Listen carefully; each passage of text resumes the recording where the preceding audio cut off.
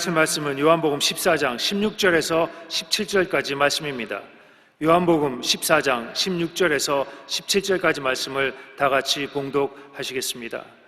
내가 아버지께 구하겠으니 그가 또 다른 보혜사를 너희에게 주사 영원토록 너희와 함께 있게 하리니 그는 진리의 영이라. 세상은 능히 그를 받지 못하나니 이는 그를 보지도 못하고 알지도 못함이라. 그러나 너희는 그를 아나니 그는 너희와 함께 거하시며 또 너희 속에 계시겠음이라. 아멘. 사람은 혼자 살 수 없습니다. 어린아이는 부모의 도움이 있어 생존할 수 있고, 자라서 학교에 가면 선생님의 도움이 있어야 지식을 습득할 수 있습니다. 이것처럼 신앙생활도 돕는 분이 있어야 하는데, 우리 신앙생활은 보혜사가 없이는 불가능합니다. 보혜사란 우리를 돕기 위하여 하나님께로부터 보내심을 받아 항상 우리와 함께 계신 분이라는 뜻입니다. 우리에게 오신 그 첫 번째 보혜사는 예수님이십니다.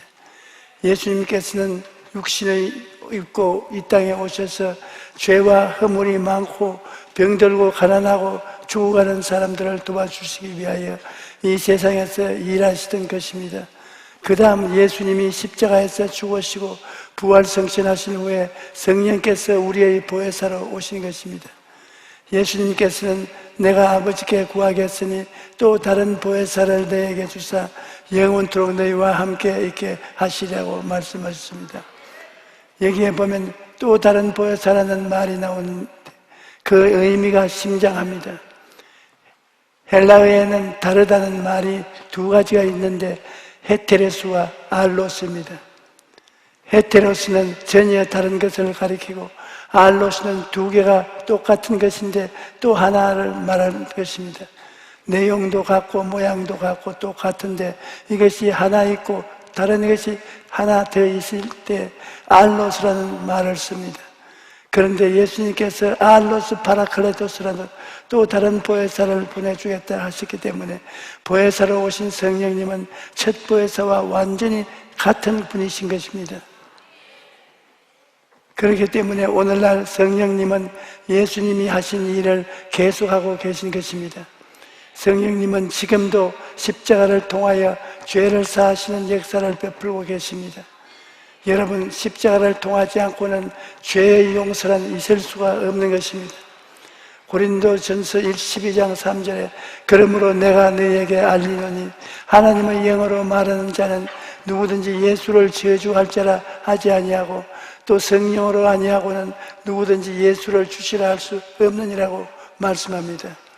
그러므로 하나님의 성령께서는 예수께서 옛날 죄를 사해 주신 것과 똑같이 십자가를 통해서 사람들이 죄사함을 받도록 십자가로 이끌어주는 일을 행하시는 것입니다. 예수님께서는 진리로 진실로 내게 이르노니 사람이 물과 성령으로 나지 아니하면 하나님의 나라에 들어갈 수 없느니라고 말씀하셨습니다. 여러분과 나는 성령으로 거듭났기 때문에 하나님의 자녀가 되었고 하나님을 아버지라고 부를 수 있는 것입니다. 여러분, 이러한 것은 사람의 힘으로 되는 것이 아닙니다. 하나님의 자녀로 거듭나는 것은 오직 성령의 능력으로만 가능합니다. 옛날에 자기 아내를 비웃는 교수 남편이 있었습니다. 제가 그 집에 신방을 갔는데 남편 되는 교수님이 목사님, 제 집 사람이 아무것도 모르는 채 순복음교회에 나가더니만 기도한다고 아침마다 엎드려서 뭐라고 중얼거리는데 내가 아무리 예수를 안 믿어도 우리 집 사람보다는 기도를 잘 할 것입니다. 그렇게 말하는 것입니다. 그래서 제가 그 교수에게 대표 기도를 부탁했는데 그 교수가 땀을 뻘뻘 흘리면서 기도가 아닌 엉뚱한 이야기를 했답니다. 나중에 그가 고백하기를 입이 딱 들어붙어서 한마디도 안 나오더라는 것입니다. 여러분, 자식이 아닌데 하나님을 아버지라고 부를 수가 있나요? 하나님의 영이 없으면 하나님을 아버지라고 부를 수 없습니다. 성령께서 오셔서 중생의 영으로 하나님의 자녀로 우리 마음속에 인을 쳐주셔야 하나님을 아버지라고 부를 수 있는 것입니다.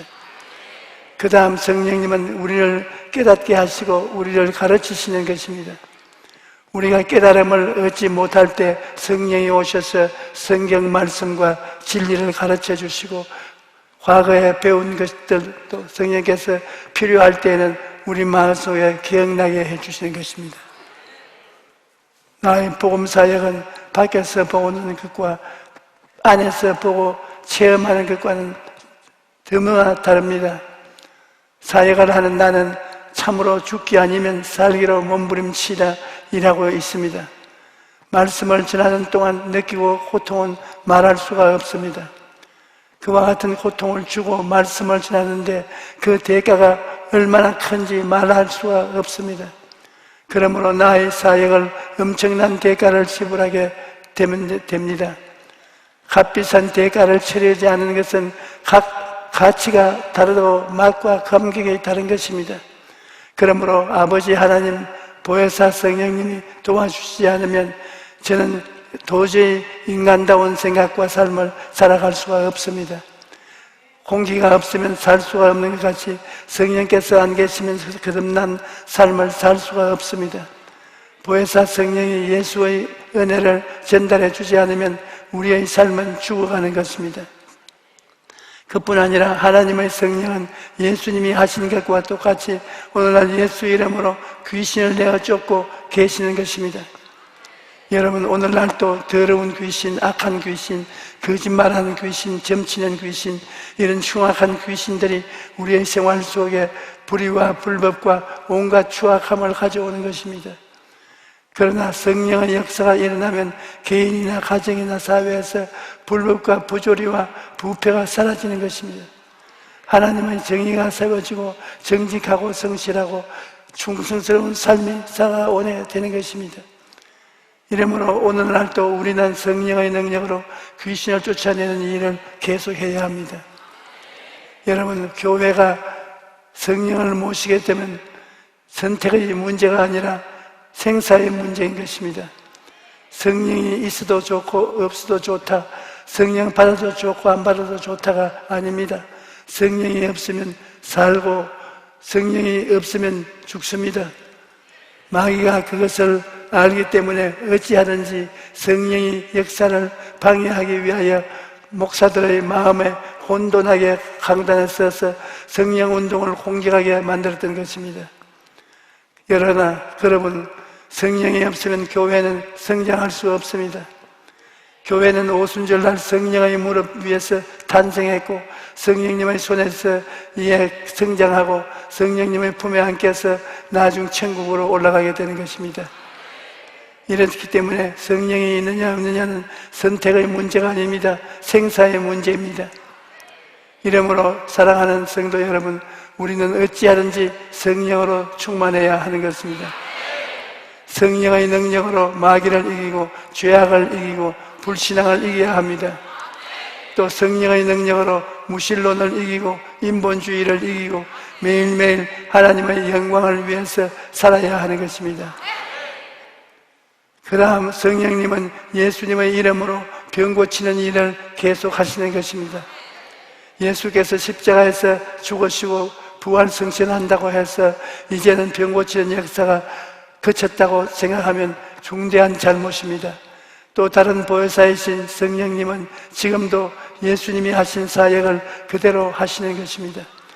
예수님께서는 질병을 일평생 원수로 삼아 대적했습니다. 그렇지 않았다면 예수님께서 당신의 사역의 3분의 1을 병자를 고치는데 소모하지 않았을 것입니다. 예수님은 안식일에도 병을 고침으로 말미암아 유대인으로부터 죽임을 당할 위험을 수차례 당했습니다. 이와 같이 주님은 병을 미워하시고 병을 고치기를 원하셨습니다.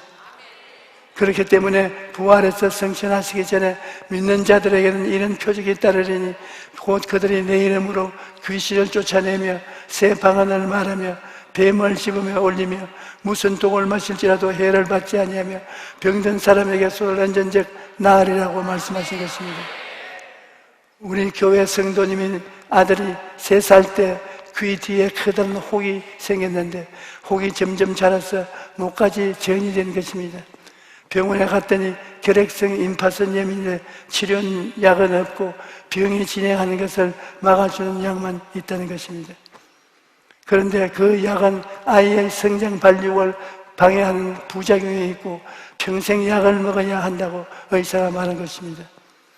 그뿐 아니라 성도님의 남편도 오랫동안 간 질환을 앓고 있었기 때문에 이분은 남편도 잃고 자식도 이걸 잃을지 모른다는 불안 속에 하루하루를 살았던 것입니다. 그러다가 우리 교회 구역장의 전도를 받고 예배에 처음으로 참석을 했는데 신유 기도 시간에 자기 아이의 병명이 나오지 않자 속으로 그럼 그렇지 병원에서 못 고치는 병을 교회에서 어떻게 고치겠냐 그런 생각을 했다는 것입니다. 그런데 현금 기도를 하기 전에 제가 어린아이의 귀 뒤에서 혹이 자라고 있는데 오늘 예수께서 고쳐주셨다 그렇게 선포했다는 것입니다. 그 말을 듣고 너무 놀라서 일어서지도 못하고 눈물을 흘리면서 하나님 그 아이가 바로 우리 아이입니다. 그러면서 하나님께 간절하게 기도를 했던 것입니다. 그런데 예배가 끝나자마자 달려가서 아이의 귀 뒤를 확인했는데 혹이 여전히 그대로 있었습니다. 하지만 이 성도는 하나님께서 치료해 주실 것을 굳게 믿고 약값을 헌금으로 드리고 투약을 중지했다는 건데 3개월 후에 거짓말같이 복이 사라졌던 것입니다.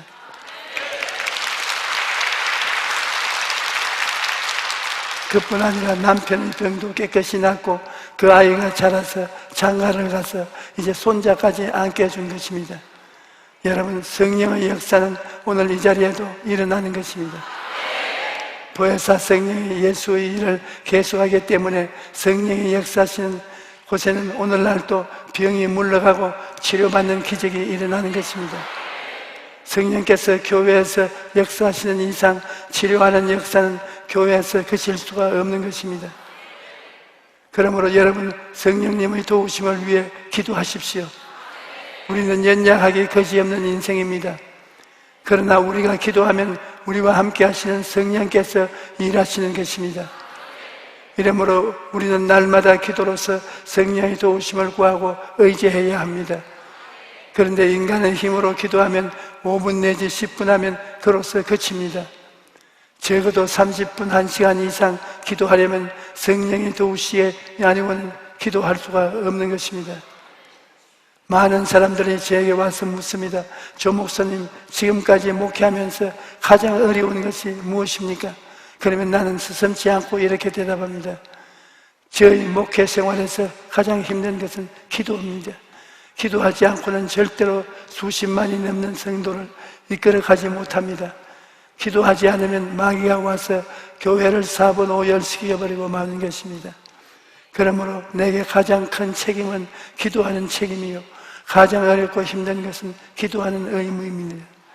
기도를 하루 한 30분쯤 하면 좋겠지만 이 많은 성도들을 먹이려면 바쁠 때는 3시간, 보통 5시간을 매일같이 기도해야 되는 것입니다. 그런데 3시간 이상 5시간 기도하는 것은 성령이 도와주지 않고는 할 수가 없습니다. 그렇기 때문에 기도할 때마다 보혜사 성령이여 나를 도우소서, 내 마음에 기도할 수 있는 마음을 주시고 내 육체에 기도할 수 있는 힘을 주시옵소서. 성령이 도와주지 아니하시면 기도할 수 없고 기도하지 아니하면 약물을 지켜 돌볼 수가 없으니 성령이여 도와주소서. 이렇게 60년을 넘게 기도해 온 것입니다. 그래서 오늘날까지 하나님의 성령께서 기름 부으시고 도와주셔서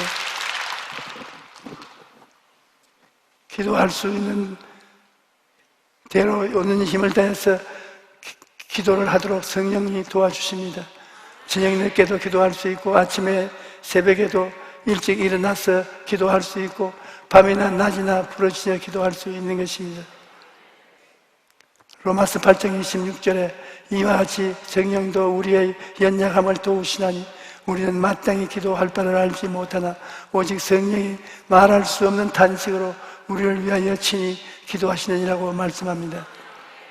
여러분, 성령께서 우리 연약함을 도와주신다는 것을 분명히 알아야 합니다. 우리 스스로가 못하는 것은 어찌할 도리가 없습니다. 그런데 도와주시는 님이 옆에 와 계신데도 불구하고 그 도와주시는 분을 무시해버리고 도와달라고 하지 않고 자기 혼자 발버둥 치다가 실패하는 것은 어찌한 도리가 없는 것입니다. 우리에게는 성령님이 계시기 때문에 성령님 나를 도와주시옵소서, 내게 힘을 주시옵소서 간절히 기도해야 합니다. 그리고 여러분 기도할 때 방언으로 많이 기도하십시오. 방언으로 기도하면 마음속의 답답함이 사라지고 안식이 다가오고 문제가 해결되는 것입니다. 엘리야 같은 위대한 종도 갈멜산 전투 후에 너무 마음이 곤비해지고 피곤해지니까 낙심해서 광야로 가서 로뎀나무 밑에 들어 누웠습니다. 누워서 하나님 이제 충분하니 나의 영혼을 거두어 주시옵소서 그렇게 말할 정도였습니다. 아무리 훌륭한 사람도 마음이 곤비하면 힘이 없게 됩니다. 기진맥진하게 됩니다. 그런데 방언으로 기도하면 성령께서 역사하셔서 마음이 평안해지고 문제도 해결되는 것입니다. 제게는 기도 하나 달라는 편지가 많이 옵니다. 가정에 우환이 있어서 병이 들어서 급한 일로 수술을 해야 되므로 기도해달라고 요청이 많습니다. 그러나 성령께서 하시는 기도가 가장 효과적입니다. 로마서 8장 27절에 마음을 살피는 이가 성령의 생각을 하시나니 이는 성령이 하나님의 뜻대로 성도를 위하여 간구하심이라고 말씀하는 것입니다. 여러분, 성령께서 우리를 위해 친히 간구하시는 것입니다. 우리는 어떻게 기도를 할지 잘 모르지만 방언으로 기도하면 성령께서 하나님의 뜻에 합당하도록 하나님이 들어주실 수 있도록 우리를 위하여 기도해 주시는 것입니다. 그러므로 방언 기도는 사람이 방언 기도 안 하는 사람보다 영혼이 잘 되며 범사에 잘 되며 강건한 것이 20배, 30배 나아지는 이유가 거기에 있는 것입니다. 그러므로 방언으로 많이 기도하십시오. 그러면 성령의 놀라운 역사가 여러분의 삶에 나타날 것입니다. 그리고 기도할 때 바라봄의 법칙을 적용해서 기도하십시오. 우리 교회 권사님 한 분은 그 딸이 갑자기 류마티스 관절염에 걸렸습니다.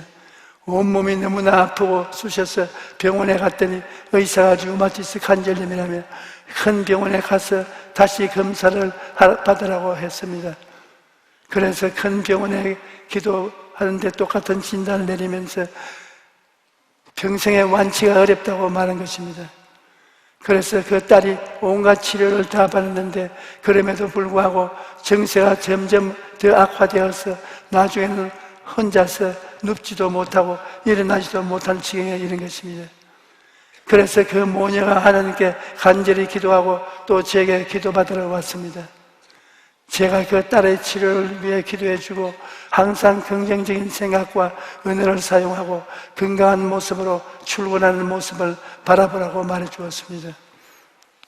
그래서 그 어머니가 근심, 걱정이 마음속에 들어올 때마다 바라봄의 법칙으로 정리했던 것입니다.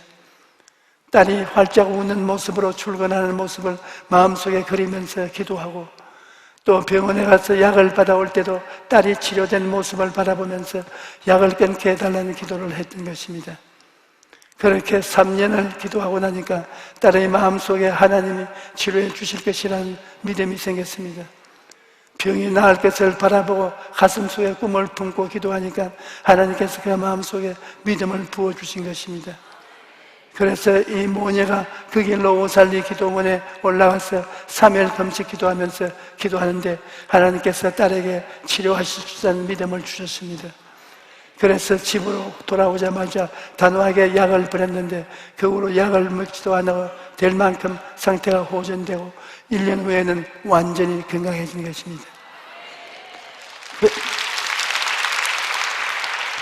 그래서 정말 기도한 대로 매일 아침 활짝 웃는 얼굴로 출근하게 되었다고 간증한 것입니다. 여러분, 하나님께서는 구만리 장천에 멀리 계신 것이 아닙니다. 하나님께서는 예수님의 보혈로 값주고 산 성전인 우리 속에 지금 성령으로 와 계신 것입니다. 그러므로 우리는 하나님을 멀리서 찾으려고 애쓸 것이 아니라 내 안에 계신 성령님을 의지하고 살아야 되는 것입니다. 성령께서 내 마음을 조금이라도 점령하시면 오늘 또 기적을 일어나는 것입니다. 성령은 우리의 연약함을 도와주시는 보혜사시는 것입니다. 곁에 부름을 받아 우리를 돕기 위해서 기다리시는 인격자이신 것입니다. 그러므로 여러분 성령님을 인정하고 환영하고 모셔드리고 의지하십시오. 성령님께 연약함을 도와달라고 간구하십시오. 그러면 성령께서 여러분을 도와주시고 영혼이 잘됨같이 범사에 잘되고 강건한 삶으로 여러분을 인도하실 것입니다. 할렐루야. 성령님은 오늘 이 자리에 계십니다. 성령님은 코로나 기침병도 고치십니다. 우리가 성령을 보지 말고 환경을 보면 안 됩니다. 성령을 의지하고 치료하는 하나님을 바라보고 마음에 담대한 심령으로 나가십시오. 하나님이 같이 계십니다.